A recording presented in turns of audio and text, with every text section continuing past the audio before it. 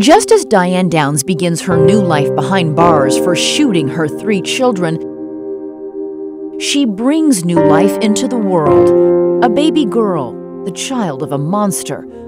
Only 100 miles but a world away from the legacy of her birth mother, she grows up in this house in Bend, Oregon, a childhood straight out of a Norman Rockwell painting. For 26 years, few knew what happened to the missing child of Diane Downs until now.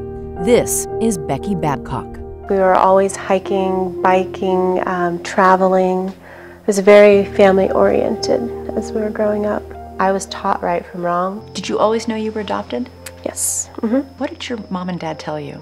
I was about 8 years old when I started probing my mother for information. I told her that her mom was in jail. I didn't give her any details as to why. That's too much for an 8-year-old to take on.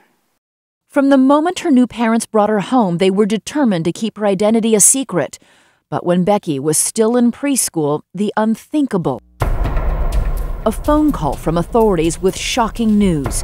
Diane Downs had escaped.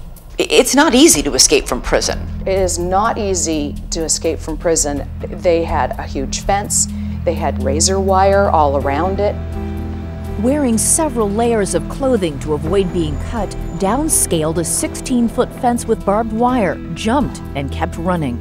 It was a daring escape, with a child killer on the loose. An all-points bulletin is issued across Oregon. That had to be a scary thing for you and your family. It was definitely a little scary. And were you afraid she would come back for the baby? We didn't know. The precautions that we took were to let people know that we're coming in contact with Becky, her daycare person, her babysitter. So you were forced to share that? For Becky's own safety, yes. Diane Downs had vowed for years that she would get her children back. But when police find her after a 10-day manhunt, she's in a small apartment less than 1 mile away from the prison, living with yet another married man.